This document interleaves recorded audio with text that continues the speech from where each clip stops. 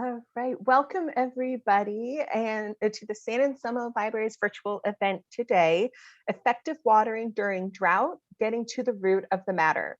I'm Sariana, I'm the Adult Services Librarian here at the San Anselmo Library. And before we begin, I'd like to thank the Friends of the Library and the Library Parcel Tax for always supporting the library.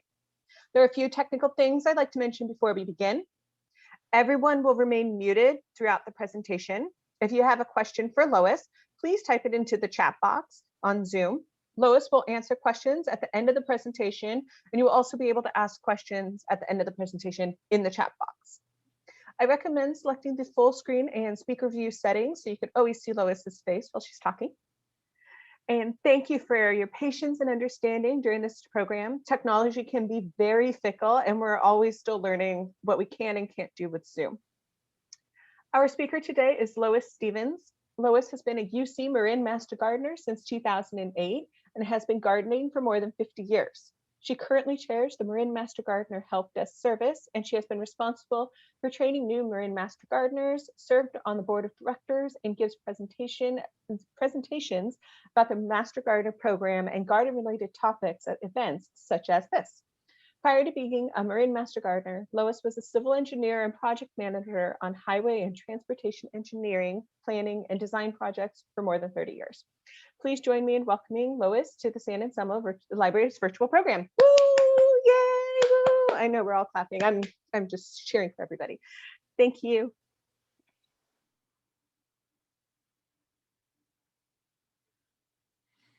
And do you want me to go ahead and share my screen now? Yeah, why don't you share your screen, Lois? Okay. Let's play our video. There we go. Welcome, everybody, to Effective Watering During Drought, Getting to the Root of the Matter. I know many of you probably know who the Master Gardeners are, but just in case you don't, I would like to remind you that we are volunteers trained by the University of California Cooperative Extension, and our task is providing Marin residents with research-based information all about gardening, plant health and practices, horticulture, pest management, and earth-friendly sustainable landscape practices. There's an old adage from many of the agricultural and natural resource publications put out by UC that goes, fertilize adequately, but not excessively. Irrigate thoroughly, but not too frequently. Promote good soil structure by mixing organic material into the soil and minimize the tilling when the soil is wet. There's a lot of good it's really a lot of good guidelines right there in that very succinct statement here. And today we're going to focus on the irrigation part. But before we go on, let's talk a little bit about the reason why during drought you won't want to, you don't ever really want to fertilize way too much because it pushes out a lot of new growth. And that new growth really needs a lot of water to not only grow, but then it needs water to sustain it. So during drought, you really want to help the plant minimize how much growth it's got. So you're not going to want to water very much. And in the soil structure, you're going to want to help it by dealing with compost, because that's one of the best ways you can fertilize the soil and give the plant about what it needs. And it gives it in an organic fashion that releases into the soil at about the rate the plant needs. So it's always getting about the right amount that it needs. And compost also helps put that organic material into the soil so that the soil absorbs and holds moisture better. And it holds more moisture. So irrigating today, we're going to talk about that. And deep watering encourages really healthy root development and helps all plants better withstand drought. And this is the type of watering that you should be doing all the time, not just during drought. California experiences drought conditions every summer. Climatologists are now telling us that we're in what is becoming a mega drought. We've been there for probably 20 years now. In these conditions, we don't get much water in the winter, and we're not getting very much winter rainfall accumulation either. Climate change models indicate that the conditions we've been seeing over the last 5 to 10 years especially will probably be our norm for the future, where we get still often about the same amount of average rainfall that we have in the past, but how we get it is differently. Remember those winters where we used to get those long, slow, drizzly days? Well, that's not in the future, really. What we get are bigger storms that come on the shoulder seasons, coming in November and December, and then drier January and Februarys and wetter Marches and Aprils sometimes.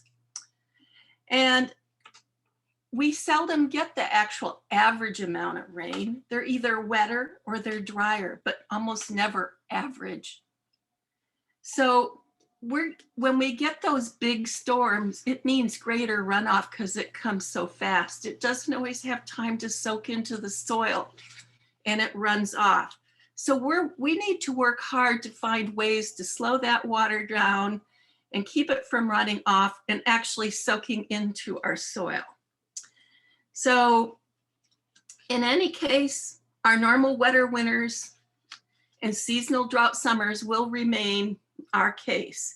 And this year we've had a very, very dry winter, and it came in with a very depleted groundwater level, very little reserves down in the soil. So a lot of our plants are really, really having problems already. We're in drought mode. What's a gardener to do? Well, the first thing we need to do is save our structural garden elements that require long establishment periods. We're talking trees and shrubs here, not grass. We want to sacrifice elements that can be replaced quickly. Things like annual plants, things like grass that, yes, it may be a bit expensive to replace, but it can be put back in and it can be looking good and functioning very well within about a month of installation. Unlike a tree that you plant, it's going to need probably a good 7 years to really look much like a tree. Shrubs are taking 2 to 3 years to be established very often as well.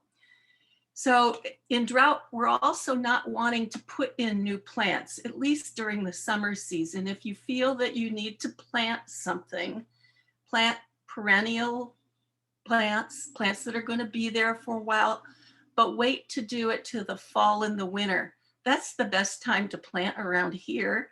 This is when you still have warm enough days and it can put roots out, but you may be starting to get the rains, and the plants aren't going to get stressed by the long hot days and the high heat. And you have the winter to help the roots get established and expand. So one of the other things you need to do is make sure you're using your reduction of your water and using what water you are putting down the most effectively and efficiently. So make sure you're not putting down more water than you need to. Make sure your emitters are correctly placed. That means they should be out near the edges of the canopy of your plant, because that's where the primary amount of roots are that are taking up the moisture and nutrients. And checking for those breaks and leaks in your irrigation system. And also thinking about, if you've got an older irrigation system in there, when was the last time you replaced some of those emitters? They wear out from the inside. The water erodes them out. So an emitter that you thought was putting out half a gallon an hour might now be putting out a gallon an hour, might be putting out a whole lot more than you thought. They need to be replaced every few years. And you need to be inspecting your irrigation system, not once during the season, but go out periodically and do it.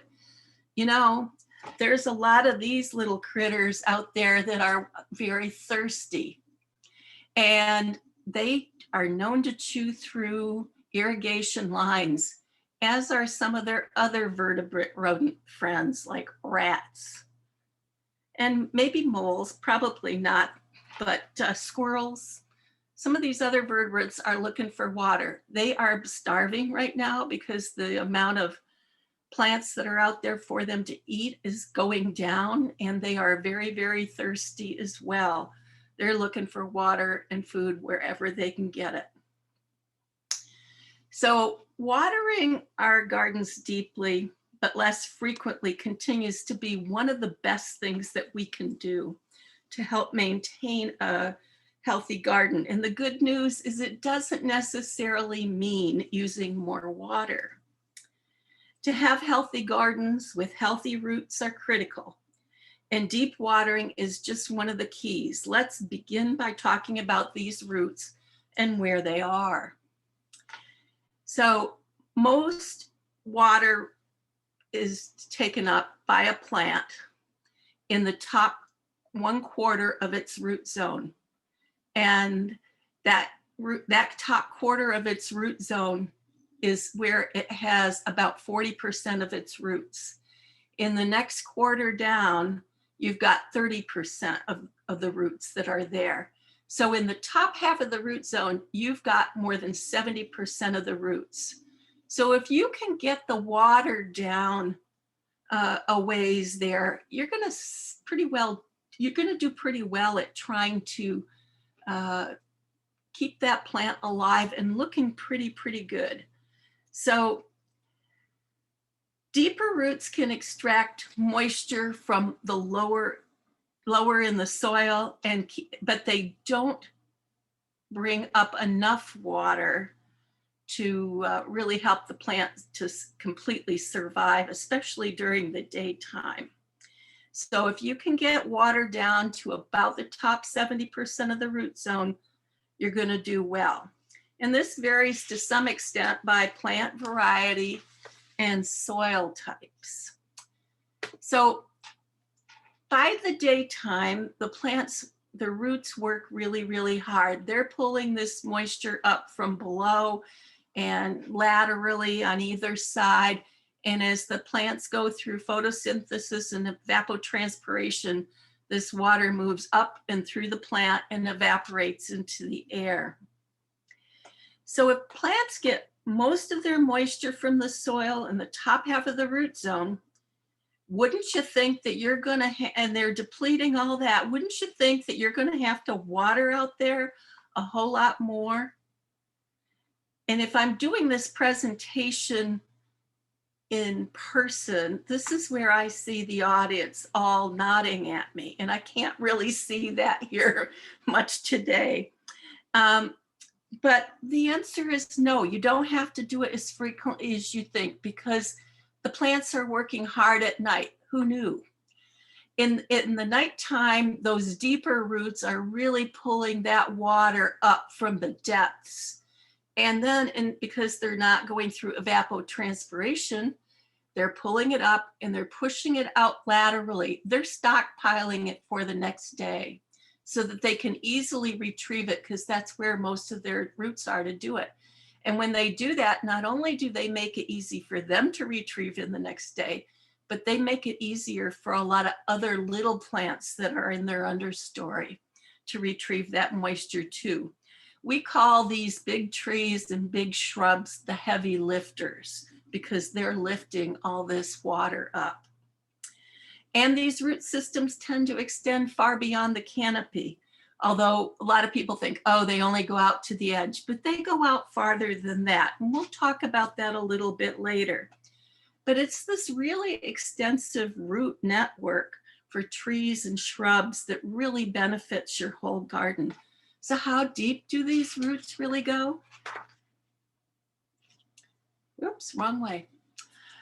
Typically, turf, ground cover, and small bedding plants, the annuals that you have, they tend to put their roots down 6 to 12 inches. Shrubs tend to have their roots down 12 to 24 inches. And larger trees 18 to 36 inches. So many of our native plants and some of our vegetable plants tend to have roots that go much deeper. You know, corn, tomatoes in your garden, they want to put their roots down 4 feet. So, you know, it really depends on your plant. You know, native grasses that were in the plains, they tended to put their roots down 8 feet and really, or more, and hold the soil down. And when the farmers ripped those out, that's why we had the Dust Bowl in the 40s, because there was nothing anchoring the soil anymore. So you want to really get these plants that have some roots that hold, that really go down into the soil and hold the soil here. So how deep should you be watering? Well, for those little annual plants and grasses, down about 1 foot. Shrubs, they'd like it down to 2 feet. Trees, 3 feet or more. But what we're telling people when we're working at the help desk is, if you can get the water and you know you've got it down to about 1 foot, you're probably going to save your plant. And who's going to dig down to find if they've got their water 3 feet down? We know that's not a realistic thing. So what we suggest that you do is you take your spade and you go out here near the edge of the canopy drip line, right out in here, and you push that shovel spade blade down as deep as you can. We're not asking you to take a whole big clump of something out, but we want you to bend it back, your shovel handle back and forth a little bit, so that you got a little bit of a wide enough gap that you can put your moisture meter down. And by moisture meter, I mean your hand. Your fingers are very, very sensitive. I call it your built-in moisture meter. And what you want to do is put your fingers down in that little soil gap, reach down as far as you can, and figure out how deep the moisture in the soil goes. If you've got moisture and you can feel it all the way down, and we're talking moist, not wet, moist like a well-wrung out sponge, then you've got the water down deep enough. If you don't have it down deep enough, you've got to water more until you get it that deep. And we'll talk about that a little bit more. I'm going to give you some examples here from what we saw at the help desk a couple years ago, when we were in about the 4th and 5th year of the drought that we talked about on the 5-year drought back then. So I had a man come in one afternoon, and he brought me pictures of a tree in his backyard, and it's all surrounded by grass. And he said, my tree's just not looking good. This is like August or late July. And what's wrong with my tree? And I said, it looks like it's water stressed. He goes, oh, it can't possibly be. I'm watering the grass several times a week, you know, for 10 or 20 minutes, and it can't be water stressed. I've been watering this tree for 25 years this way, and, you know, it's never looked like this. And I said, no, I really think it's water stress. And he just didn't really want to believe me. And while we're having this discussion, our staff horticulturist walks by. And I said, okay, well, let's have him weigh in on what he thinks is wrong with your tree. So he took a look at the pictures and everything. He says, I think the tree is water stressed. And the guy said, no, I really don't think so. And so we talked about it a little bit, and then we finally said, okay, well, we'll have you go back. We want you to go home, and we want you to do an experiment for us.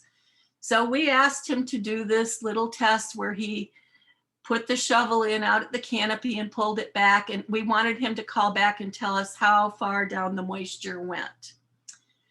Because if it went all the way down, then there was a bigger problem with his tree.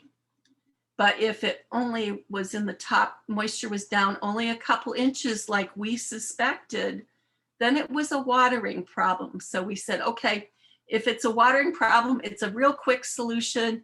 And if it's something else, we're going to have to do a lot of digging into and some testing probably to figure out what's wrong.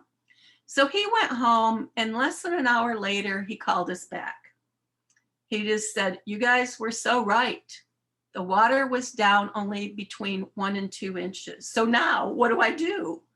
And we suggested he go find a soaker hose or 2 and visit his favorite nursery or hardware store. They usually carry them, and put them out, lay them out under the edges of the canopy, right down about here, all the way around it, or move it till you got it all the way around it, and turn the water on very low and give it a long, deep soak, at least 4 hours.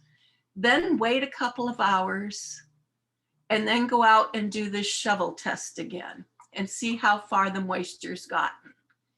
If it's all the way down, he's got the water deep enough. It's not, water some more. And you only need to do this kind of watering with trees someplace between every 2 weeks and every 4 weeks in the summer. So you're doing it long and slow, but you're not doing it very frequently. And we'll talk about why that's important a little bit later. Another example is somebody that same summer, probably within the same couple week period, that lived in Ross, and she had a hedge on a hillside. And the top part of her hedge up higher on the hill was not doing as well as the hedge at the bottom. But the bottom of the hill had gotten very wet a few weeks earlier when her neighbor's irrigation system had a major break. But her top part, it was looking very, very sad, and she was very concerned. The hedge was quite old. It was 25 to 30 years old. And she was at wit's end because she was very concerned about the amount of water that she was putting down, and she was being told she couldn't put more water down. And I said, looking at her pictures again, her plants were water stressed and they needed more water. Oh no, I just can't do that. And I said, I'm not asking you to put more water down, because she told me she'd been watering it like 10 minutes every day.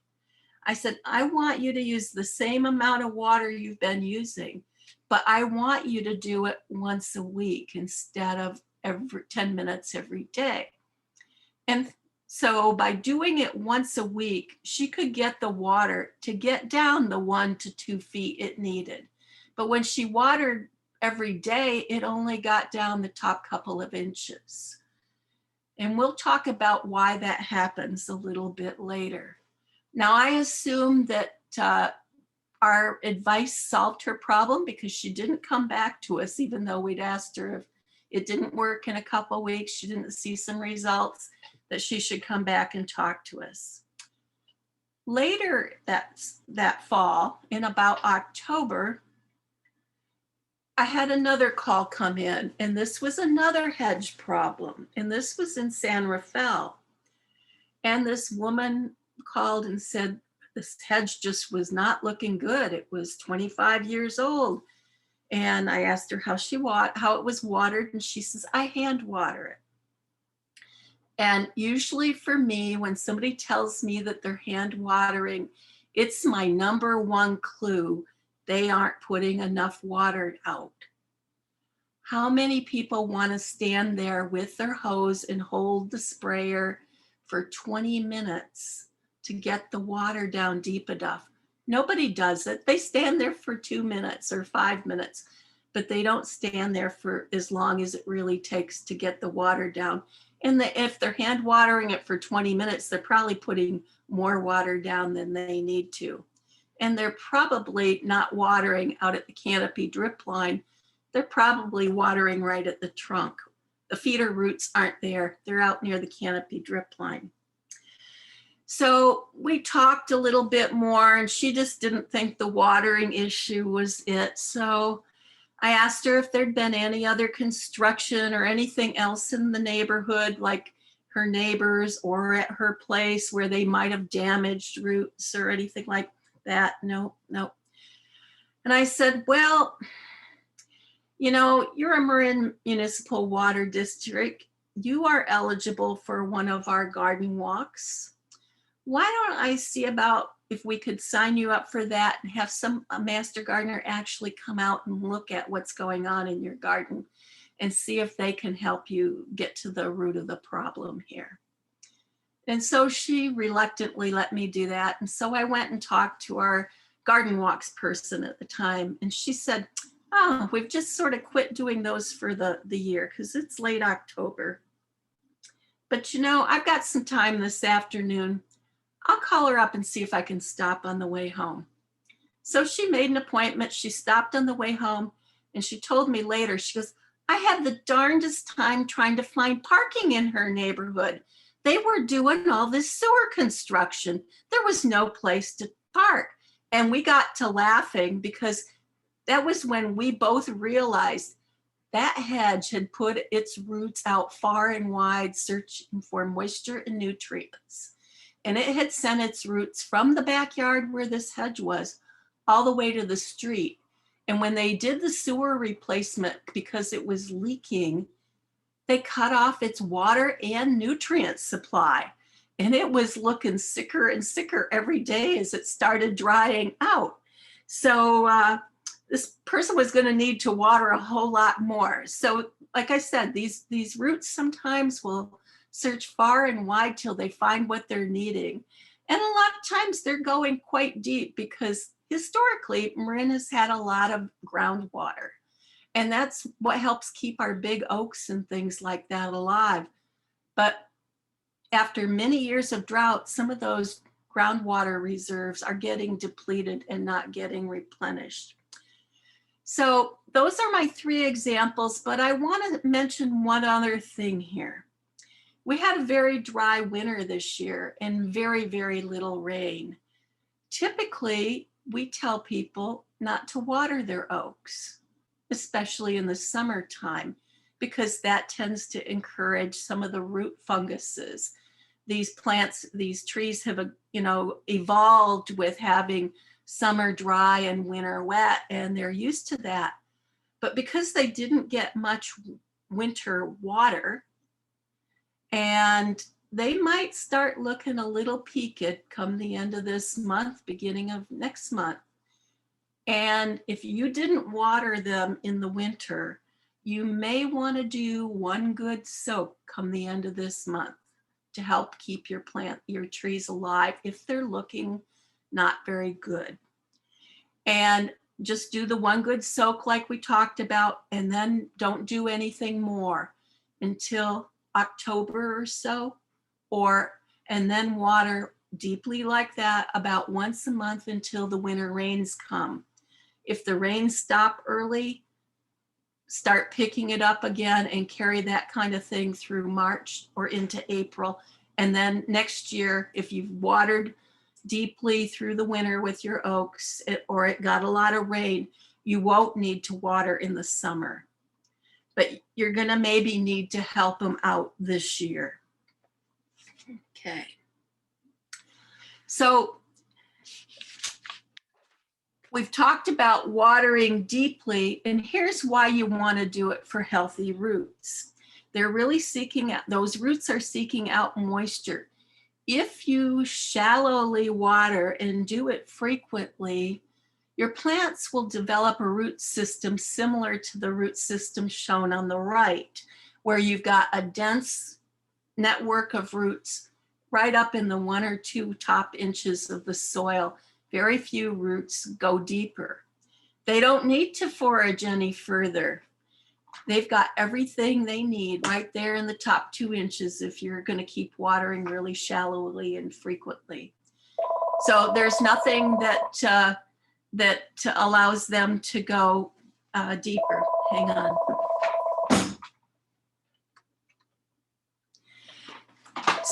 So anyway, if you water deeply but frequently, you'll get roots that go deeper, but they don't develop much of a root network there. That's kind of like the second picture, the middle picture. But if you water deeply but not very often, it encourages these plants to put out more of a system of roots, and that system becomes dense, and it allows them to get a lot more nutrients.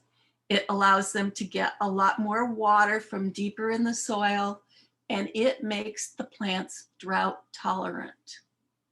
So that's what you're wanting to do. You want to do this kind of watering regardless of whether it's drought or not. So how much do you need to water? That really depends upon your soil conditions. It's going to vary by location to location to location. What's happening in your garden is not necessarily, and the amount of water that it needs is not necessarily the amount of water that your neighbor 2 doors down needs to put down for the same plant. Your conditions might be very different. So now in this part of the presentation, when I do it in person, I ask, how many of you have a sandy soil? And I don't see anybody raise their hands, but then I ask, well, how many people have clayey soil? And 90% of the people in the audience raised their hand. And I said, how many of you don't like your clay? And almost everybody nods. And I said, well, I think you've got to look at clay a lot differently. Clay's got a lot of benefits to it, especially where we live. With clayey soils, they hold a lot of moisture and they have a lot of nutrients associated with them. You just got to learn to work with them. And working with them is, you know, if you put some amendments down like compost and be a good lazy gardener like I am, let those earthworms and other soil organisms do the tilling for you. No need to till. That breaks your soil structure apart and makes it harder for your plant roots to work. Let that compost naturally just soak in and let those little critters that live there churn it up. So sandy soils, when you think of them as like if you had a big vase or something and you filled it with marbles or ping pong balls, you can see that there's a lot of space between all those balls. And if you poured water in there, it would just run right through really quickly. But if you put something that was tighter grained in there, it would take longer to go through. So sandy type soils, you know, you've been to the beach, you've looked at sand, you can see all those fine little grains. They're big as far as soil structure goes. Clay soil, the soil particles are flat and they lay cattywampus. And think of them as being as fine or finer than talcum powder. So when water drains through the sand, it just sort of runs through. It's pulled through by gravity. When it tries to drain through clay soils, these particles are so closely together, there's so little pore or void space that the water gets some pulled down by gravity, but capillary action pulls it laterally. So it takes it a lot longer to drain. So if you look at the sandy soil in this diagram here, if you pour water and look at the center where it's got the 0 directly above it, that in this picture, that would be where like your irrigation emitter is. And it would take 15 minutes from your emitter in sandy soil for it the moisture to get down 1 foot. It would take 40 minutes to get it down 3 feet. It would take 60 minutes to get it down to like 4.5 feet. And it would take 24 hours to get down to the 6 feet. So, and there's very little capillary action. So it goes out at most 1 foot either side of that emitter. With the clay soils, what we see happening is it takes 4 hours to get that moisture down to 2 feet. That's why you want, if you do that spade test, you want to go out and do that test several hours after you've done your watering, because it takes a while for it to percolate out and to spread out. And it's going to take, about 24 hours to get it down to 3 feet. And it's going to take a couple of days to get down to 6 feet. And notice that it doesn't just pull straight down, it's going sideways too. It goes out about 2.5 feet either side of the emitter. So this really helps you see why when you're putting plants in your garden where they tell you to like plants with to put plants that have like water needs together. We call this hydrozoning, because if you have plants that need different things as far as water goes, if you had a plant that just putting more emitters down for a plant that needs more water next to one that needs very little water, you can see that they're still going to get all really wet if you've got extra emitters for that one. So what you're going to want to do is put plants that are all like water needed together in a zone. So, and it's really important there. So should give you some ideas about how long to water. And that also sort of explains why you can go a lot longer in between watering here in California with our clayey soils. So how long can you do that? How long can you go between watering? Well, this chart sort of tells us that. If you had sandy soil and you went 8 days or so between watering, you would still have water down there at about 18 inches. But if you water like every 2 weeks when you've got clayey soil, you still have water down there in the 9 to 12 inch range. So, and you might, depending on how deep those roots are, if your tree, you can probably go 20 days between watering. But for most trees and shrubs, you can probably get by with about once every 2 weeks to water, 10 days to 2 weeks. You'll be doing pretty well. So you'll have to sort of gauge it through your own garden, but most of us have been probably watering more than we need to water, more frequently. We can probably go a little farther between, but we're not asking you to go out there and do cold turkey, tough watering for your plants. You're going to have to wean them into this. You're going to have to do it over several weeks to a month. Otherwise, they're going to have a lot of problems. So, yeah. Okay. Now, if you're on a hillside, or you've got really clay soil that doesn't have a lot of amendments in it, you may find that when you're watering, that your water starts ponding on the soil.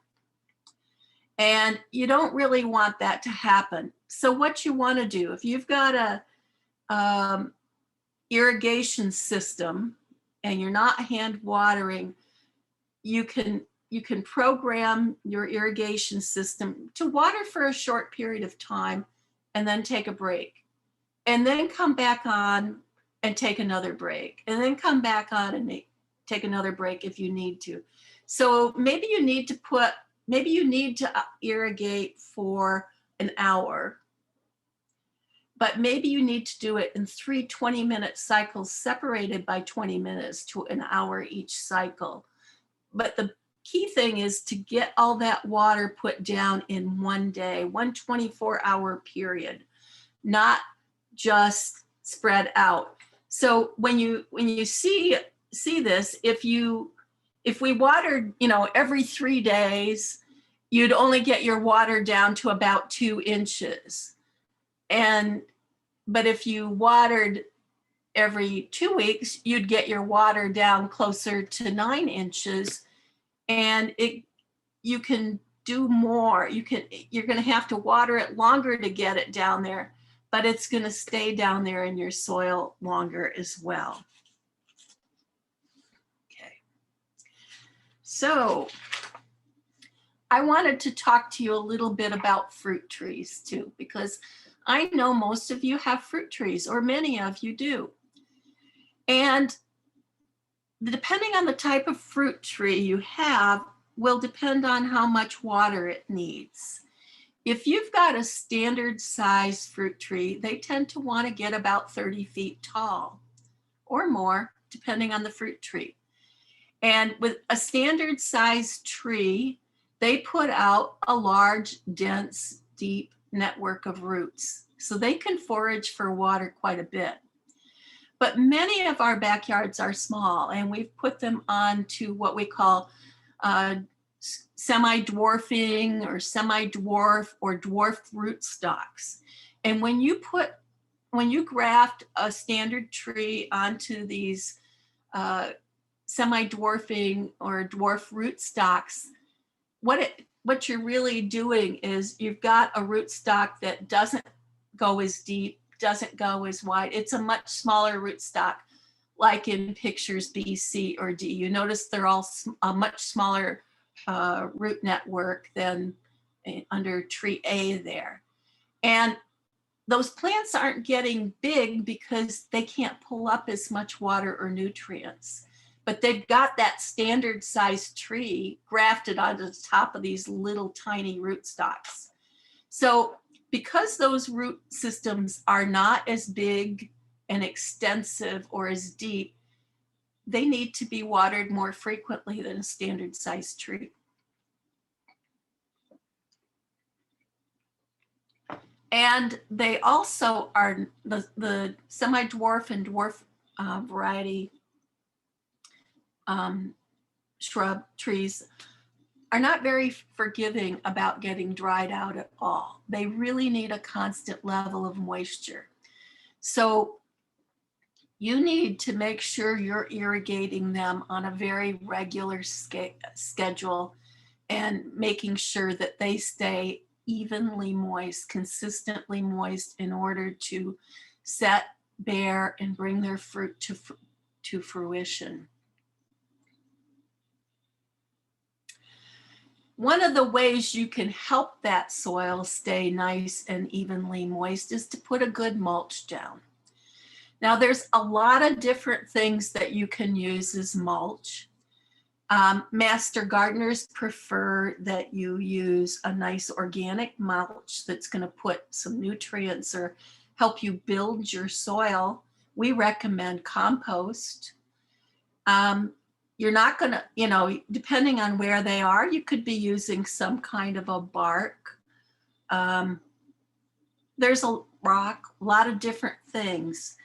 But in the age of dealing with wildfire and having to be concerned about that as well, we want to go really with a less flammable type mulch. And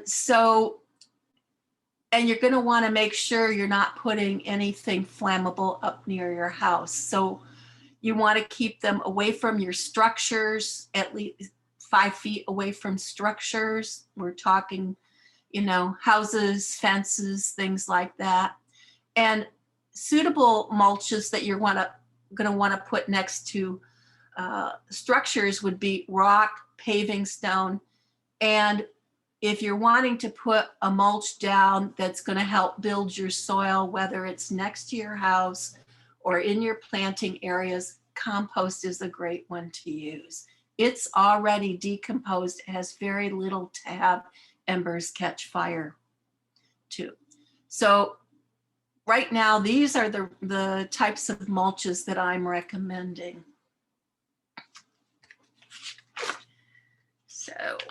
And these are pretty much the types of mulches that the fire departments are recommending for the first 30 feet away from your houses and structures as well, the 30-foot clear zone. So in summary today, We want you to use the limited water resources that you have most effectively and most efficiently. So let's make sure we've got those irrigation systems well tuned up.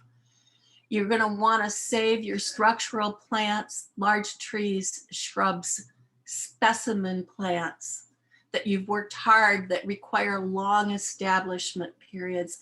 And you'll want to sacrifice plants that could be easily replaced or inexpensively replaced. Sacrifice things that take less than 2 years to get established. You know, most of our perennials and things, shrubs and stuff, take at least 2 seasons to get established, sometimes in 3 seasons. As gardeners with perennials, we like to say the first year they sleep, the second year they creep, and the third year they leap. Think of it as being like your little toddlers in the garden. You're going to want to water deeply but less frequently to develop really strong, healthy, deeper root systems that'll help your plant be stronger, healthier, and more drought tolerant. Most of the roots that you have out in your garden are in the top 2 feet of soil. So if we can get water down at least 1 foot, and it'll probably go down there a little deeper too, you probably can get by with watering once every 2 weeks. Mulch helps keep that soil holding its moisture longer, but make sure when you put that mulch down that you're pulling it 3 to 6 inches away from any tree stems or tree trunks or plant stems, because you want it pulled away from the root crown, because that, if you cover that up, you can encourage root rot, which you do not want. And you're going to want to use a non-flammable mulch adjacent to structures. That's just a fire smart landscape practice.